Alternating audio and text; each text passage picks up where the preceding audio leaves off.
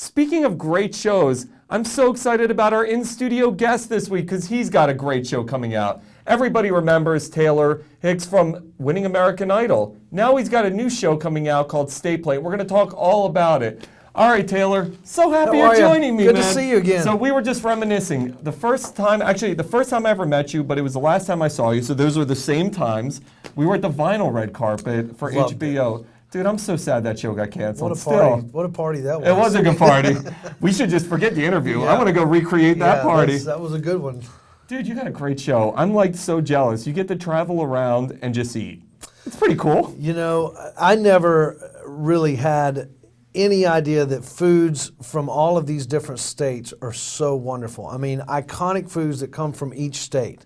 I mean, it's a great gig, but it's also educational. I love being able to go into all of these different states and talk about these iconic foods that just come from these states. I mean, you've got Chicago-style pizza. You've got all of these wonderful foods that come from this great country. So how does a guy known for music end up getting a TV show about food? How does this process work? I think a lot of it's Alabama. You know, you grow up in the state of Alabama, you cannot not be a foodie. And, you know, it's a natural progression of just me traveling and touring as much as I have. And then all of a sudden it got into, you know, owning a restaurant, owning Saul's Barbecue in Alabama in the South. And then the next thing you know, it's on the road, you know, being a food and travel host. And that's something that, you know, I've always wanted to do. And this concept, State Plate, it's a killer one. When you get to go around, obviously people, so many millions, you were on American Idol during the heyday of American Idol when so many millions of people were watching that show. As you're going around, it's not like you're just a regular host. Are people like, oh my God, that's a dude who won American Idol? Like, what are the reactions you get when you walk into these places? Well, when you go into the heartland of the country, I mean, obviously that show was so big at the time that I won. When you do show up at some of these small establishments, you do have a couple of Beatles moments, you know, where the whole town comes in and hangs out with you. But that's what's great. I mean, that's what makes up State Plate, is because we do go into those small towns where all of these great foods come from. When you won American Idol, what does that do for your life? You know, you see all these shows now, man, and it feels like even The Voice, as much as I love The Voice, they're not producing people who have had success with music. But you had success. What is it like for you coming off of that? Like, walk me through that experience, because I'll never experience it because I have zero talent, but what was it like for you?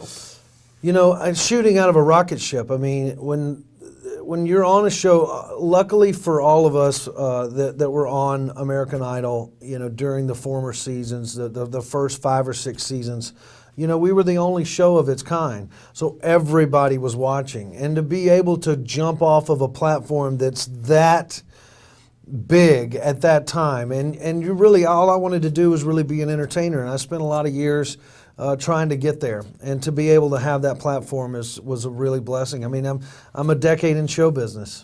Before we got started, you were talking with my producer. She came up to you and she said that there was a performance on the Capitol steps for, I think it was 4th of July, yeah. And you were performing, and it just got me thinking. I'm like, you must have had so many ridiculously crazy moments ever since the American Idol win. With putting the American Idol win aside, what was the coolest freaking moment you got to live? You know, I think one of the greatest moments for me was getting to sit in on harmonica and sing with Willie Nelson at Red Rocks in Colorado, which is, I'd never been to Red Rocks, one of the greatest music venues in the world.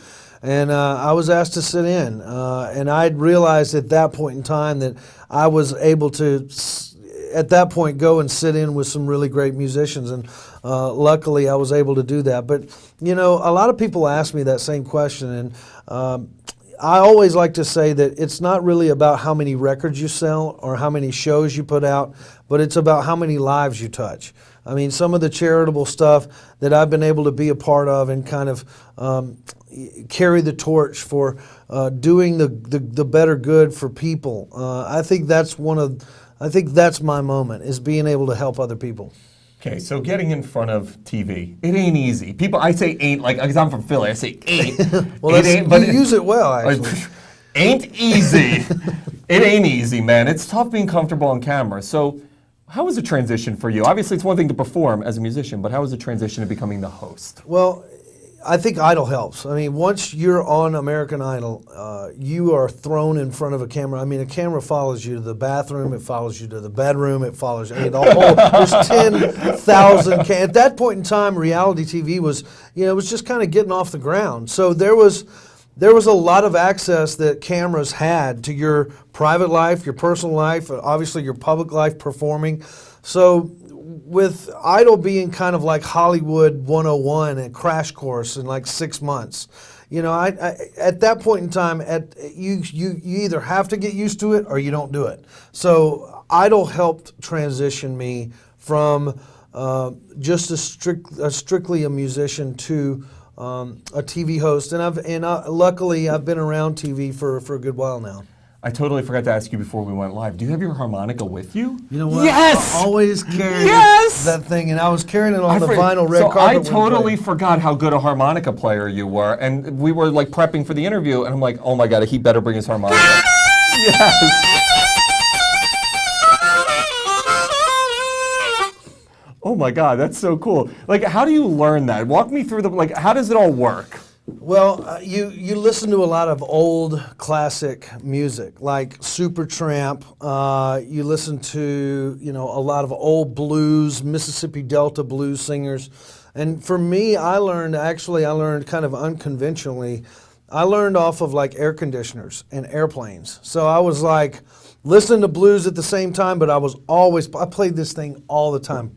Made my parents, drove my parents insane. But it takes practice, and I'm still learning a lot about this instrument. What's your favorite thing to play? Play it for me. Well, I just like the regular blues riff.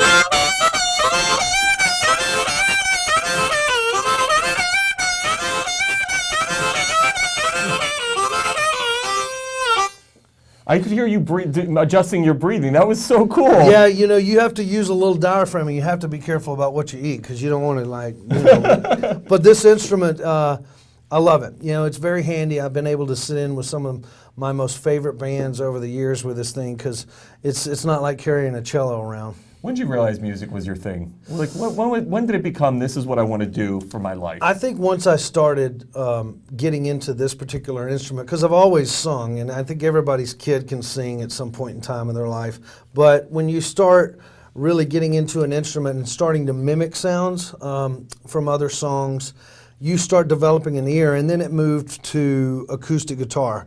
So once I started teaching myself these instruments and writing, I think that was the path that I knew that was chosen for me. We said goodbye to American Idol this year.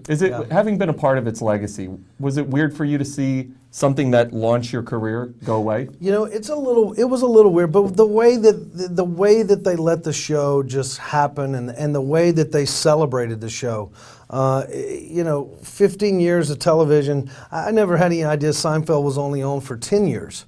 And so that historic show and the way that they celebrated the end of it was, it's helped me in my career. With the new show, what was your favorite place to go eat? I'd have to say Maine.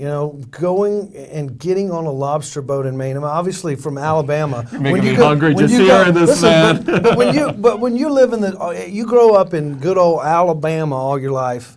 When you think of places like Maine and like Seattle and Washington and like all of these crazy places that you never thought, they're like Mars. They're like different planets.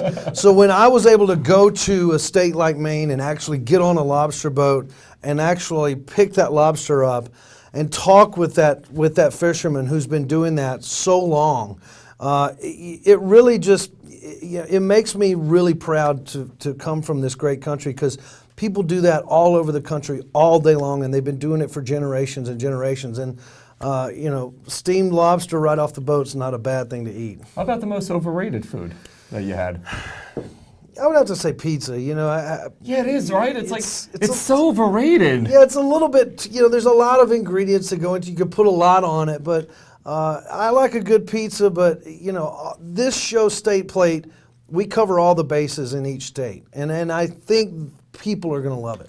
I got to ask you, I've been finding out from everybody. We're going through this crazy presidential election, man. What are your thoughts on what we're seeing right now? We just had this third debate yesterday. What are your thoughts? I feel like that it's kind of like American Idol. You know, it's a hell of a comparison. you know, I think if you really want to make a difference, then you got to get out and vote. You know, and then that's the democracy is the thing that holds this country up. So, you know, you got to choose. If you want to do it, do it. If you don't, you don't.